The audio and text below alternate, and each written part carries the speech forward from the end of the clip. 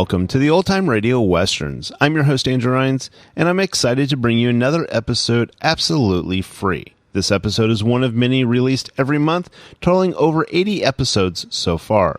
Each one is meticulously digitally restored and stored in the cloud for your convenience, a process that incurs costs. To help cover these expenses, you might hear some advertisements throughout the episode. While we do retain the original commercials for historical authenticity, you may also encounter modern ads, which help keep the lights on. If you prefer an ad-free experience, we offer a couple options. You can listen to the episodes on YouTube, where they don't include the audio ads, although YouTube may provide their own ads on their platform. Alternatively, you can also support us by becoming a patron on our Patreon page. For more information, go to otrwesterns.com/donate. Again, otrwesterns.com/donate. I do want to emphasize that we are committed to providing this content to you for free, but also we have to be transparent about the financial realities to bringing this to you. To those of you who are already supporting us, we extend our heartfelt thanks. Your contributions make it possible for us to continue doing what we love. And as a final note, I did want to mention one last thing. If you are paying for a service, let's say like Audible, and you're listening to this show on that site, they do not provide any financial or monetary means to this podcast. We provide it to them as a way for you to be able to listen, but they don't help us in any way. So again, thank you to everybody who's already supporting, and those of you who want to support us in the future, I deeply appreciate it. Now, let's get into this episode. This episode is going to be Challenge at the Yukon. Original air date is March 31st, 1951, and the title is Cabin 102. Let's get into it. The Challenge of the Yukon. It's Yukon King, swiftest and strongest lead dog of the Northwest, blazing the trail for Sergeant Preston of the Northwest Mounted Police in his relentless pursuit of lawbreakers. On King! On, you huskies! Gold discovered in the Yukon. A stampede to the Klondike in the wild race for riches. Back to the days of the gold rush, with Sergeant Preston and his wonder dog, Yukon King, as they meet the Challenge of the Yukon.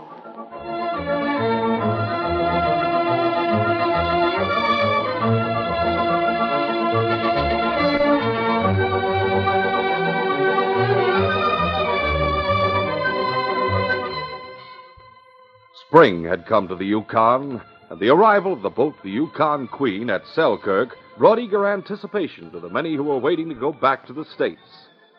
The evening before the boat was to sail, the cafe in Selkirk was crowded with many who had come to say goodbye to their friends. Among them was a sourdough, Joe Mullins, who was telling all who cared to listen about his future plans. Yep. At last I struck it rich up here. I'm taking my cash out of the bank and going back to Seattle to enjoy it.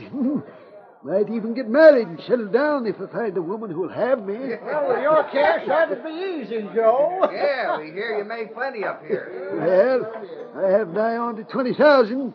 That'll see me through for a while, I reckon. I already have my cabin engaged on the boat, so I'll go aboard tonight. Be ready when she sails in the morning. Man alive, it's sure going to be good to get back to city life again. Yes, sir. Well, so long, boys. I'll be around in the morning to say goodbye, if I wake up in time. After the old sourdough left, two men who had been listening to what he said sauntered out of the cafe. Imagine that old coot having 20,000 cash, Greg. I am thinking about it, Nick. And also thinking we could use that dough if we had it. Yeah, if we had it. You think he's got it in his cabin on the boat? Well, he said he was going aboard to use his cabin tonight, so I reckon he has. Well, Greg, you and I are going to take a boat trip on the Yukon Queen up as far as Caribou Landing. Caribou Landing? Nick, there's nothing there but a trading post and a few cabins. We're not going to stay there, you fool. I know Frenchie Lemore, who owns the trading post there. He'll rent us a couple of horses to use to come back here to Selkirk. You'll pick him up at the livery stable next time he's here in town. You mean we'll come back right here After grabbing the old man's 20,000 on the boat? Sure. This is the last place they'd look for us. The Mounties will figure that whoever took the cash went on to Dawson, or even further. Yeah. Yeah, that's right. We'll be back here in about 4 days if things work out right. Uh-huh. And with $20,000 in our pockets. We'll go aboard the boat in the morning and buy tickets. Then we'll go ashore at the landing. Now let's head for a cabin and get some sleep.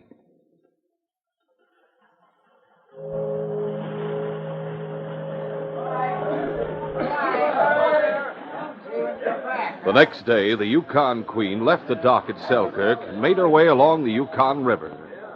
The two crooks, Nick and Greg, had gone aboard separately.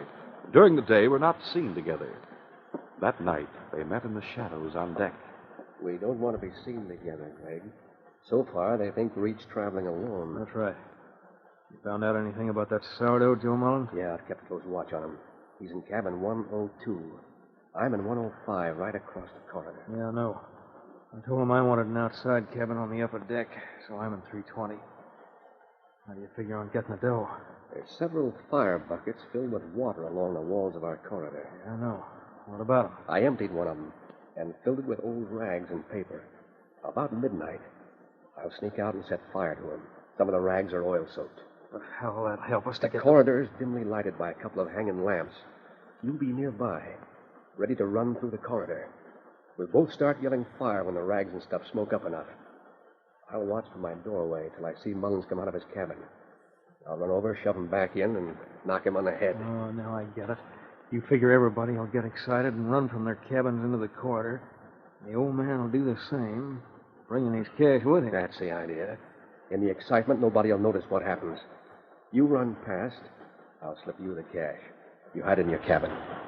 I'll go on deck with the others till the excitement dies down. When Mullins reports the robbery, they won't be able to connect us with it at all. They may search the cabins. I expect they will on our deck, but I figure they won't on the upper deck. I'll join you in your cabin shortly after. We'll figure out a good hiding place just in case. Why, thunder, I think the plan will work, Nick. Sure it will. I'll go to your cabin and be ready at midnight.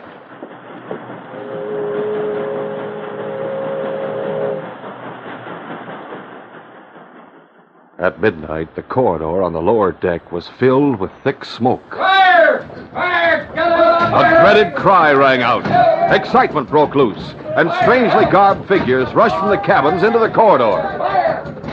From his partially opened cabin door across the corridor, Nick watched Joe Mullins' cabin. Finally, the sourdough's door opened. The old man started out, clutching a small handbag. Nick sprang forward and shoved Joe back into his cabin. Back in there, you. Hey, let me out. The boat's on fire. Let go of me. Shut up. This will take care of you. Within a short time, the source of the smoke was discovered and removed, and calmness once more settled throughout the boat.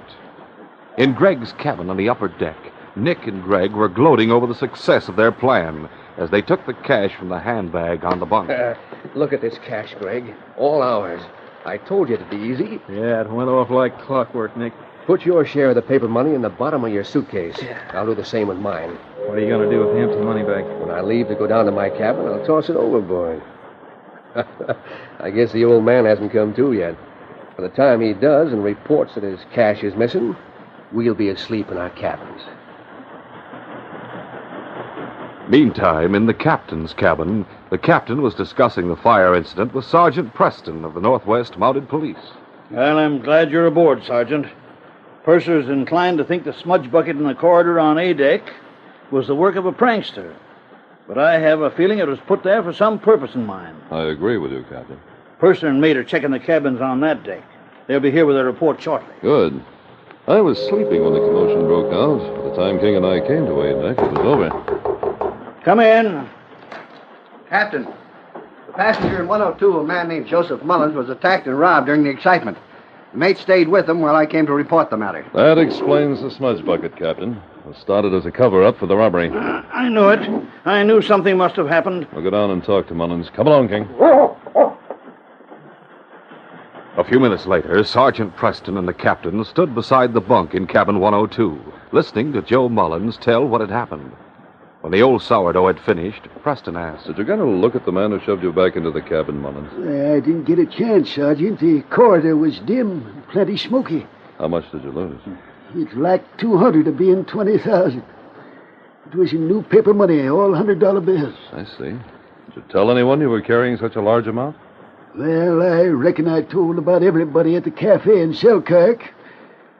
I never could keep my big mouth shut, it seems like. If you'd left it at the purser's office, this wouldn't have happened, Mr. Mullins. As it is, we're not responsible for the loss. It's all I had. And by Jiminy, somebody on this boat has it. We'll do all that's possible to find it, Mullins. We have over 100 passengers aboard, Sergeant, besides the crew. Some of them will be going ashore when we dock at Caribou Landing. When do you dock? A couple of hours after dawn. We'll search those who are going ashore. If that doesn't help, we'll search the cabins of those who stay aboard. That's a good idea. No use disturbing the passengers now while they're sleeping. We'll be on hand to help with the search when the boat docks at Caribou Landing. In the morning, when the boat was pulling into the dock at the landing, the crook Greg tapped on Nick's cabin door. Oh, it's you, Greg. Come on in. I'll be ready to leave in a minute. I got news, Nick. There's a sergeant of the mounted police aboard. What of it? He has no reason to suspect us. Oh, but they're searching the baggage of the people who are going ashore here. Oh, that's not so good. We've got to think of something fast. Maybe if we stay on the boat and go to Dawson... We bought passage only to here, Nick. Anyway, our own money's just about gone. That's right. What's more, I heard the purser telling the mate that they're going to make a thorough search of the boat after it leaves the landing.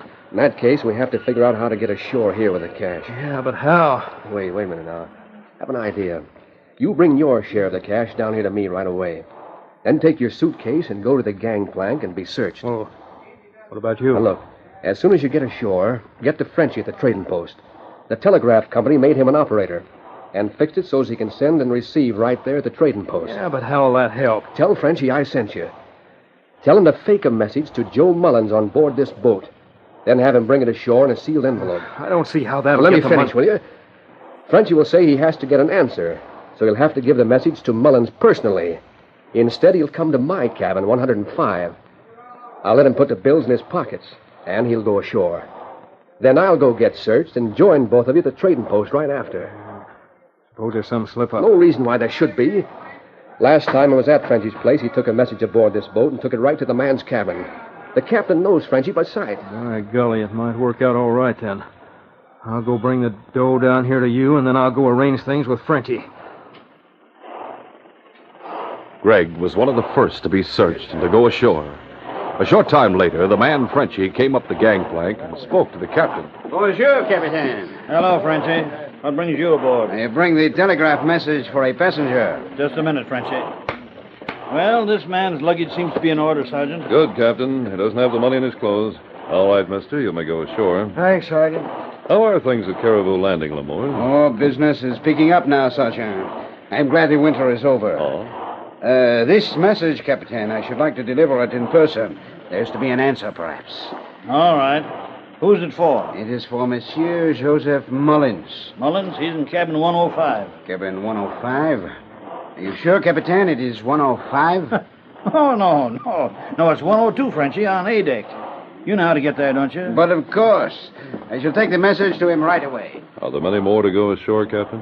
Purser gave me this list, Sergeant. We've checked off all but 3 of them. They should be coming along shortly. Frenchy quickly made his way to Nick's cabin and tapped on the door. Frenchy, come on in. We'll have to work fast. Spread these bills around in your pockets, quick. Hurry up. There. That ought to do it. I'll follow you off the boat in a few minutes and meet you and Greg at the trading post. Très bien. The Captain and the Mountie, they have suspect nothing. Once I am off the boat, voila, it is done, no? Yeah, it'll sure be a relief. We'll see that you get well paid for doing this, Frenchy. I'll get going. Nick waited a short time. Then, taking his suitcase, he sauntered on deck. But after being searched, he was allowed to go ashore. One more passenger followed Nick down the gangplank. Then the captain spoke to Sergeant Preston. Yeah, that's the last one to go ashore here, Sergeant. The thief must still be aboard. That's the way it seems, Captain. When does the boat leave here? In about an hour.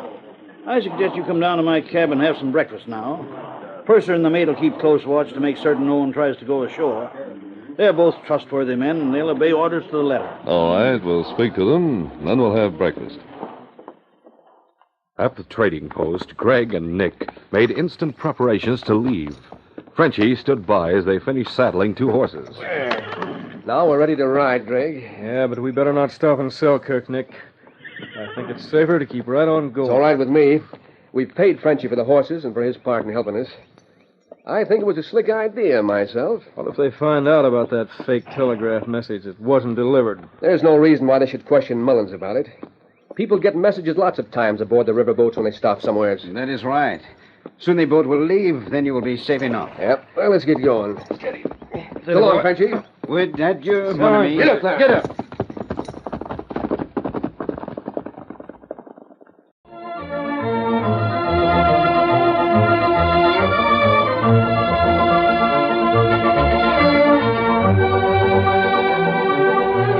We'll continue our adventure in just a moment.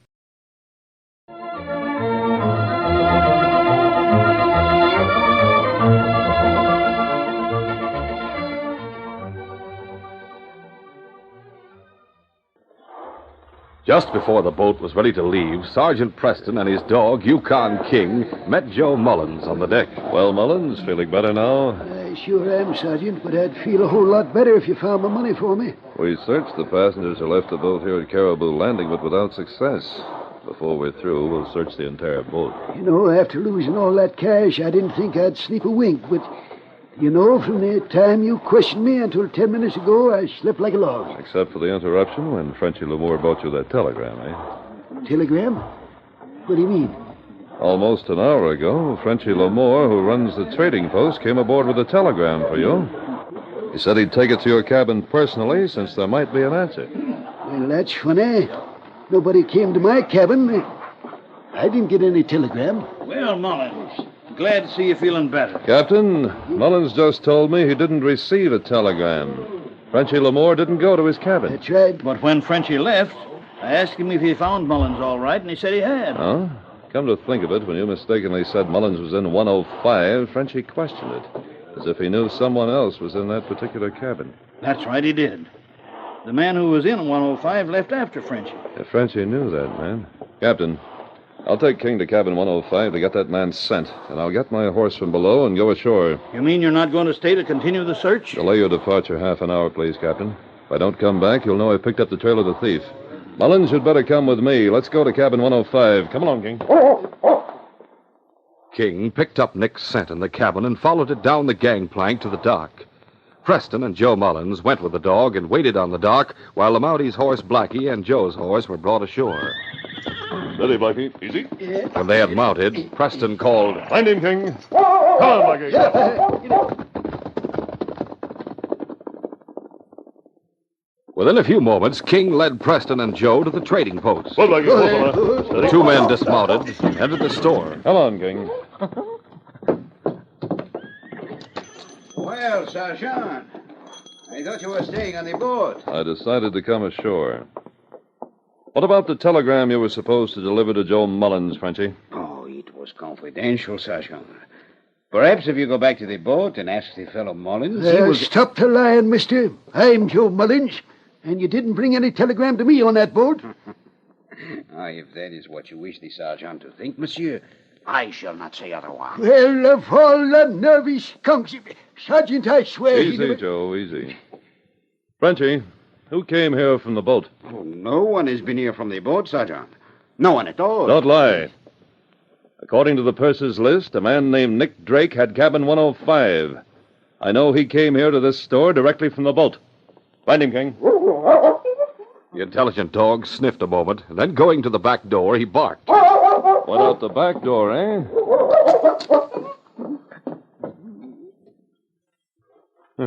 Hoofprints of 2 horses. Fresh prints, too. This is most foolish, Sergeant.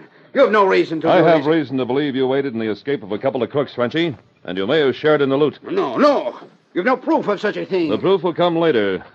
Meantime, I'm taking you to Selkirk for questioning. Those 2 men seem to have headed that way. Saddle your horse, Frenchie. Watch him, King.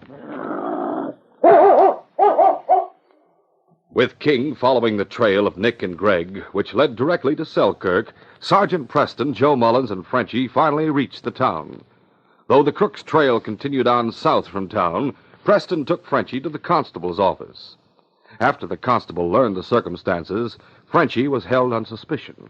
And then the constable joined Preston, and the two Mounties set out to pick up the crook's trail. As they rode behind King, who had again found the trail, Preston was saying, The crooks had about an hour's start on us, Constable.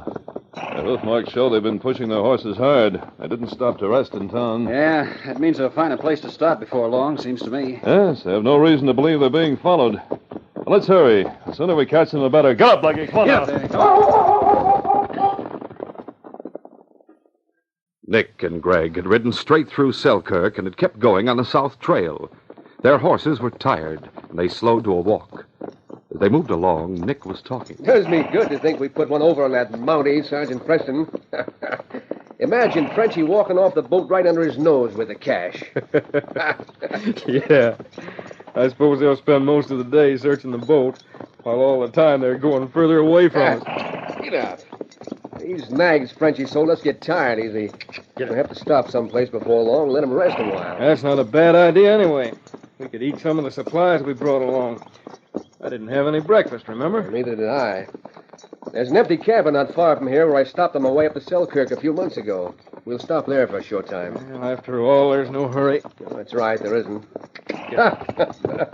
I bet the robbery in cabin 102 on the Yukon Queen will be the talk of the territory for a long time to come. Yeah. It's not going to help the reputation of that Mountie sergeant when folks find out he was aboard at the time it happened. Hey, I see a cabin ahead. Is that the one you mean? Yeah, that's it. Let's get a move on. Get up there. Get on, get on, get up.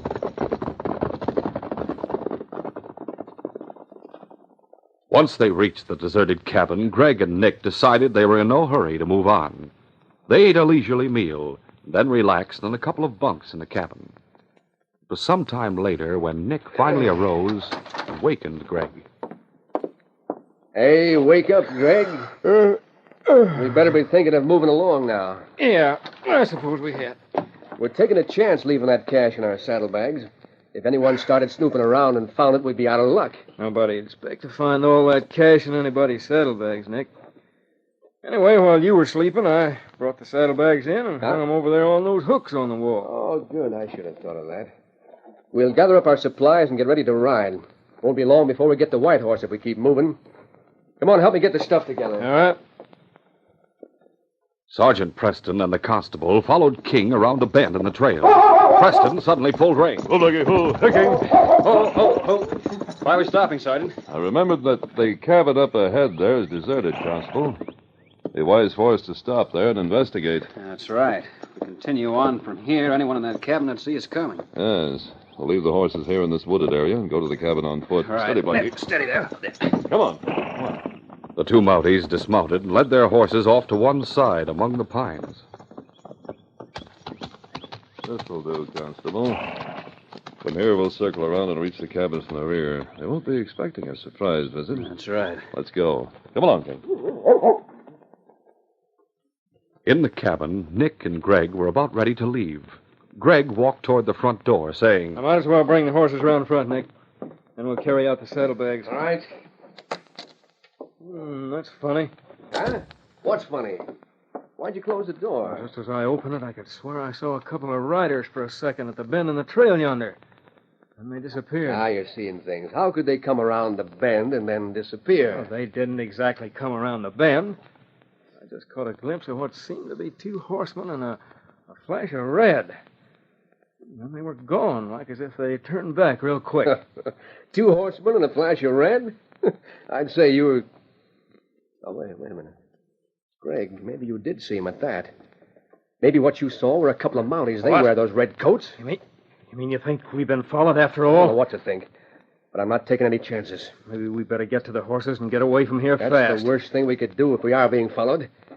We'd be inviting a couple of bullets. But what if they come here? Well, they can't prove anything against us. That is, they can't if they don't find the stolen bills. But if they come here and search our Come on, saddlebags, they will. hurry. Get the cash out of those saddlebags. What are we going to do with it, Nick? Open the door of the stove, Greg. Holy mackerel, you're not thinking of burning it. No, not if we don't have to. We haven't had a fire in that stove, so it's cold. Open it. We'll stuff the bills in there. Be well hidden here. In there. There. Now, sit down and relax, Greg. If those are Mounties and they do come here, they haven't a thing on us. But maybe they'll search the cabin. Maybe. But instead of going to jail for years, I'll set fire to that paper money right in front of their eyes, and they won't know it. You wouldn't. I couldn't stand for you to do that, Nick. Sit down, don't be a fool. All right. Burning almost $20,000. We may not have to burn it. But before I let them find the evidence on me, I'll burn it pronto. That dough can't do us any good while we rot in jail. Yeah, I suppose you're right. Well, anyway, maybe we haven't anything to worry about. Maybe I didn't see a couple of Mounties. I might have just been somebody who turned back. We'll know before long. Whatever you do, if the Mounties come here, don't go for your gun. Let me bluff it through.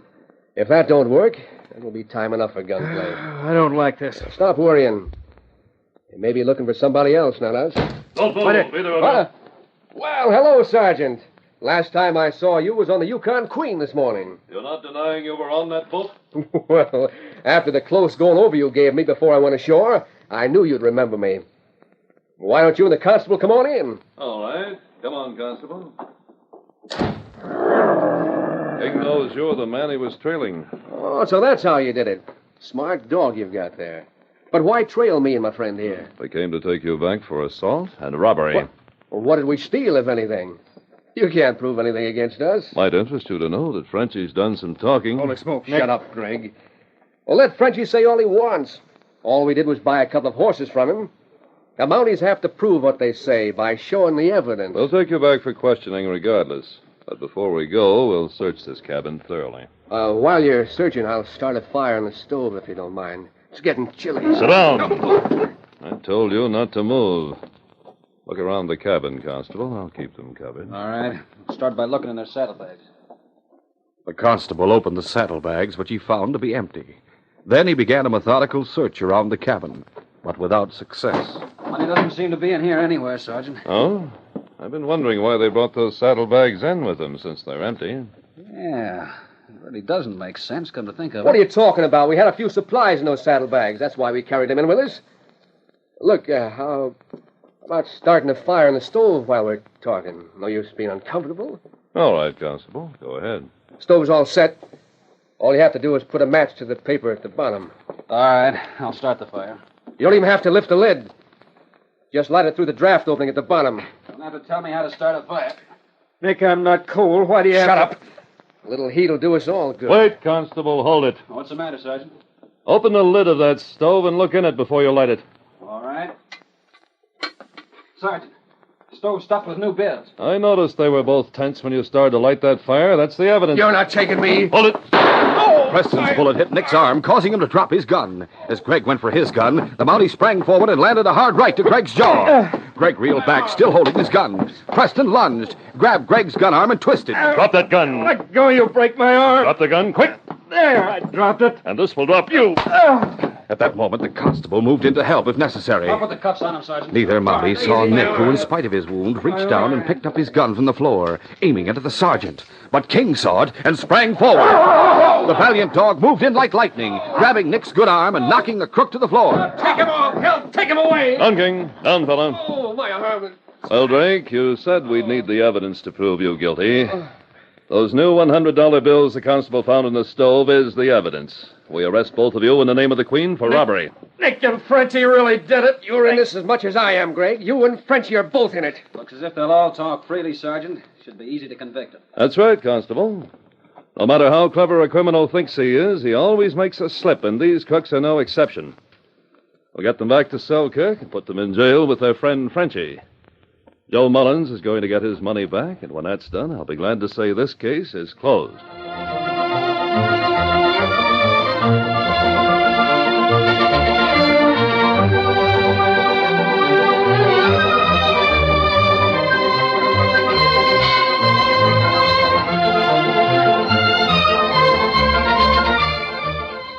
In our next adventure, 3 outlaws are watching the clearing and the woods beyond from the window of their darkened cabin. You're under arrest, Bat. Come out of there with your hands up. thinks I'm the only one in here. So I'll do as he says. I'll surrender. You'll hang for murder if the sergeant ever gets you back to Dawson. I'm going to walk out of here with my hands up. The sergeant will step into the clearing. And then you let him have it. Right.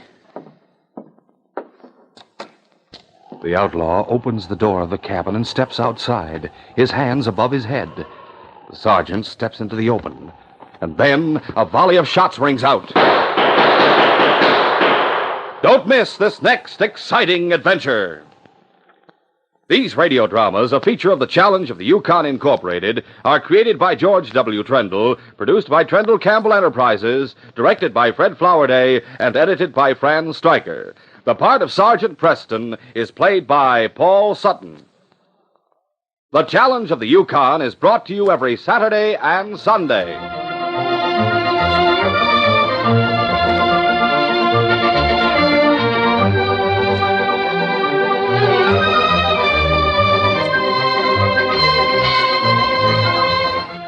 This is J. Michael wishing you goodbye and good luck until our next adventure. This is the Mutual Broadcasting System.